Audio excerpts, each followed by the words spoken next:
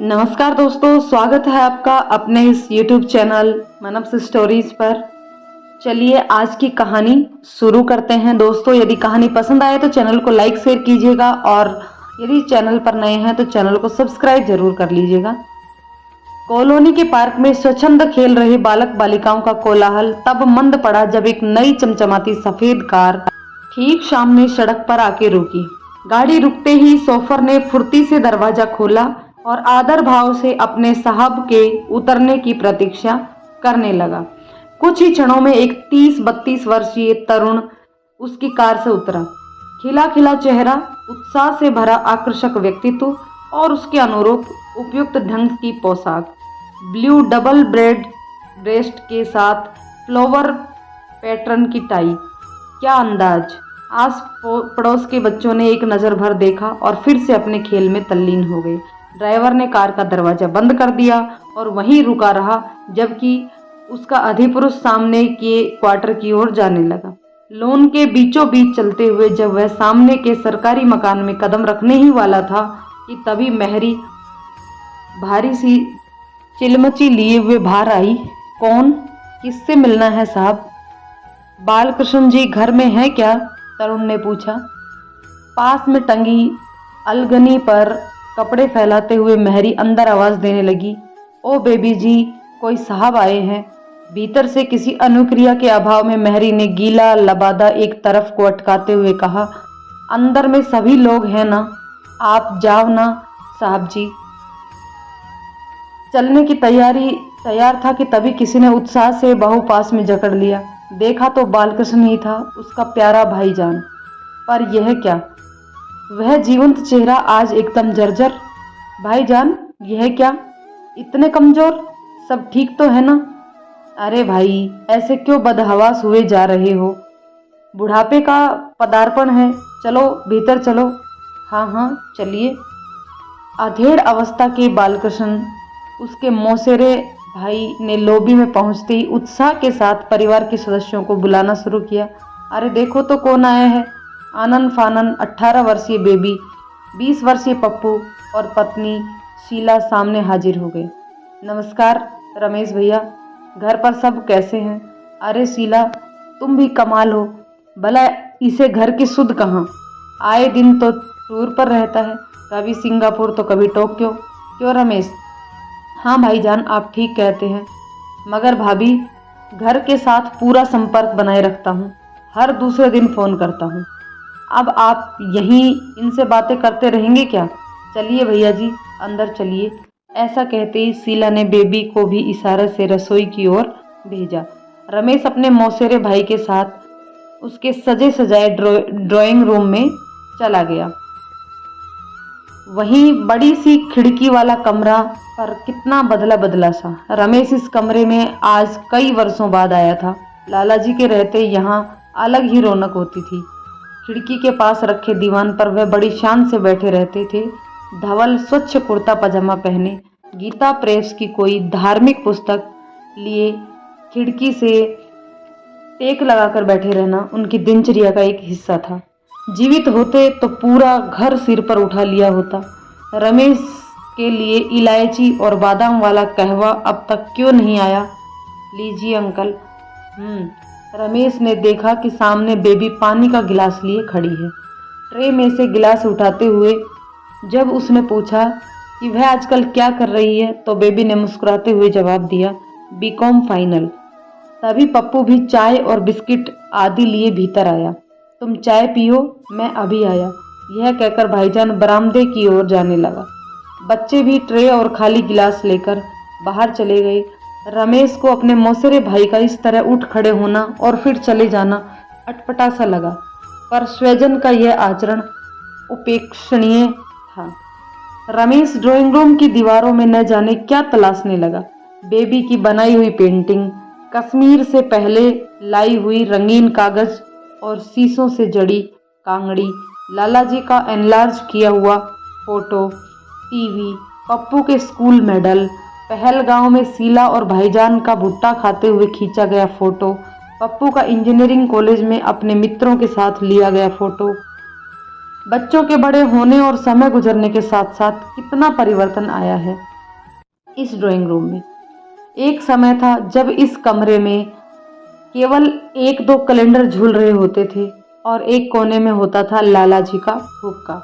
उस हुक्के को लेकर बाप बेटे में आए दिन हाय तौबा मची रहती थी। जितना भी भाईजान लाला जी को तंबाकू पीने से रोकते थे, उतना ही वे ज्यादा पीने लगते।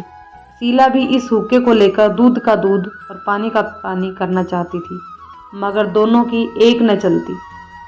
तंबाकू की गंध सारे क्वार्टर में सुबह शाम तैरा करती थी।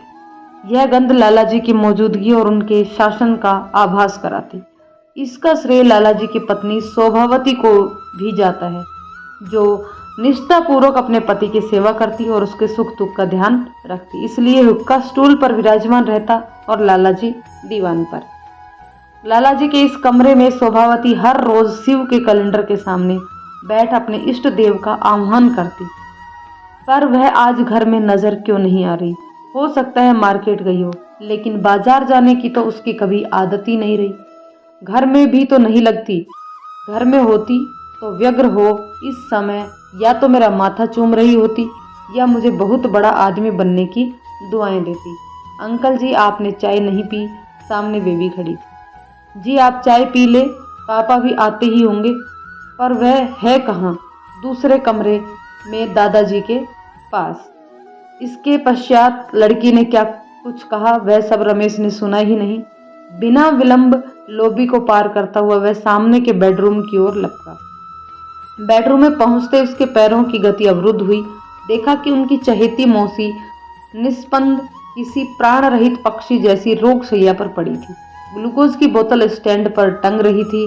शोभावती के जर्जर जीर्ण अवस्था में पड़े रहते साफ मालूम हो रहा था कि उसे अब तक कई ड्रिप लग चुके हैं।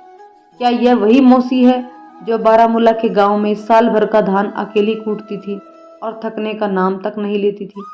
कड़ाके की ठंड में बर्फीली सड़कों पर मीलों का सफर पैदल तय करती थी। रमेश को लगा कि वह शून्य होता जा रहा है और पसीने से तरबतर उसकी काया कांपने लगी है। रमेश की वृत्ति का अनुमान करते हुए भाईजान ने तुरंत कुर्सी दी और उसे बैठने को कहा। अनमना सा छेपते हुए रमेश बैठा, मगर शोभावती के चेहरे को एकटक निहारता रहा। उसकी मौसी के माथे पर आज न तो चंदन का तिलक ही था और ना ही गले में लद्दाखी मोतियों की माला। बेसुध सी पड़ी वह वृद्धा काश कुछ बोलती। इसकी कभी न खत्म होने वाली बातें विस्मृति में तो नहीं खो सकती। अरे रमेशा, न जाने यूनिवर्सिटी में क्या करता है, जल्दी से पढ़ाई खत्म कर। मेरी अच्छी बाबी मौसी, तुम ये क्यों नहीं समझती कि कोर्स अपने समय पर ही पूरा होता है और इम्तिहान भी किसी कायदे कानून की तहत होते हैं। वो तो ठीक है, पर देख लाला जी अभी सर्विस में हैं। कल को वह रिटायर हो गए तो किससे तुम्हारी नौकरी की बात करूंगी। पेंशन पर जाने के बाद किसकी चलती है? किसी मुलाजिम को की पूछ कहाँ होती है? रमेश ने पास में बैठे अपने मौसेरे भाई से उपचार आदि के बारे में एक भी बात नहीं पूछी। वह भी इसका मनोदशा से अनभिज्ञ नहीं था। वह जानता था कि रमेश की माँ की असमय मृत्यु के बाद उसकी माँ ने ही रमेश को पाला पोसा था। वह जानता था कि रमेश की किसी सफलता पर उसकी माँ कैसे उत्साह और उन्माद से झूमने लगती थी, मानो उसकी कोई बरसों के साथ पूरी हुई हो। जब रमेश बीए पास करने की खबर लेकर आया था तब भी ऐसा ही हुआ था। मृदुल्य नेहा अविराम बरसने लगी थी। लालाजी अपनी पत्नी के स्वभाव और ममतत्व की भावना को समझते थे। उन्होंने कुछ ही दिनों में रमेश को की नियुक्ति एक एक्सपोर्ट हाउस में करवाई थी, जबकि उनका अपना बेटा बालकृष्ण अभी भी रोजगार दफ्तर के चक्कर काट रहा था। अपनी माँ का रमेश के प्रति अनुराग देख बालकृष्ण उन दिनों अपने मौसेरे भाई से ईर्ष्या करता था, क्योंकि माँ की ममता और स्नेह जो उसे मिलना चाहिए था वह रमेश को नसीब हो रहा था। रमेश उठ खड़ा हुआ और अपनी मौसी माँ के सिरहाने जा बैठा। बिस्तर पर पड़ी बेसुध जान के माथे को सहलाने के उद्देश्य से छुआ कि पूरे शरीर में कपकपी दौड़ गई। मन और प्राण को झकझोरने वाला यह कैसा उद्वेग था। उसे बोर्डरूम, होटल का कमरा, मौसी माँ का दुलार और फिर यह खामोश बेडरूम क्षणिक दृश्यों की तरह एक स्थिति से निकल दूसरी अवस्था में ले जाते रहे। निस्तब्धता के इन क्षणों में रिक्तता का आभास बढ़ाने लगा। वह बेचैन होने लगा। इस शहर में आए उसे 3 महीने हो गए थे, पर क्या 90 से ज्यादा दिनों की इस अवधि में 15 मिनट निकाल पाना कठिन था। इन बूढ़ी आंखों ने कितना खोजा होगा।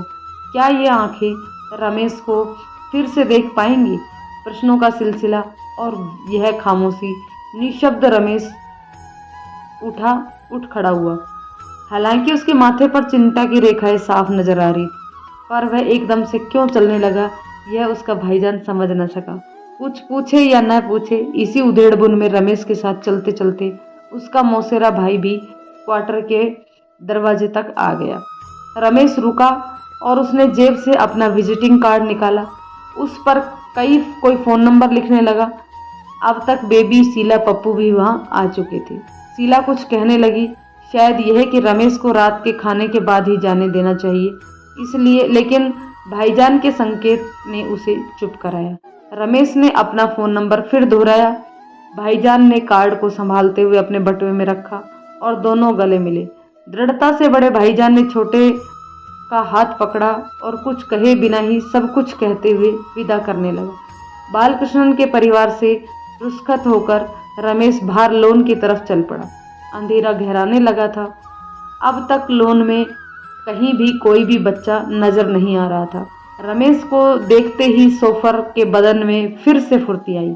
उसने कार का दरवाजा खोला और अपने साहब की हाजिरी बजाने लगा। रमेश कार के पास आया, लेकिन उसमें बैठा नहीं। सर, आपको लेने कब आऊं? मैं अपने आप आऊँगा। लेकिन सर, अभी तो आपको कई जगह जाना होगा। अब कहीं नहीं जाना, जाओ गाड़ी होटल ले जाओ। अच्छा सर। ड्राइवर कार ले गया। रमेश ने क्वार्टर को एक बार फिर देखा और आगे बढ़ने लगा। स्ट्रीट लाइट्स टिमटिमा रही थी। मौसम में नमी और दूर दूर तक चुप्पी। खाली सड़क पर रमेश के कदमों की आहट तीव्र होती गई। उसने अपनी टाई की नोक ढीली की, कमीज के ऊपरी 2 बटन भी खोल दिए। फुटपाथ पर बैठे किसी भिखारी ने आवाज लगाई। रमेश ने कनखियों से उसे देखा और चलता रहा। कोट का बटन खोला, जेब से रुमाल निकालकर माथे को पोंछने लगा। हवा कुछ तेज बहने लगी। हाथ का रुमाल एक झोंके के साथ किसी झाड़ी में उलझ गया। उस तरफ कोई ध्यान दिए बिना ही रमेश बढ़ता रहा। उसे अपनी प्रतिष्ठा, अपना कद सब बेमानी लग रहा था। बिना किसी लक्ष्य के वह चलता रहा। अब वह बाहर हाईवे पर आ गया था। लंबा चौड़ा राजमार्ग, बेमकसद मंजिलें। उसने बाएं देखा न दाएं, बस अपने सीध में चलता रहा, न जाने कब तक।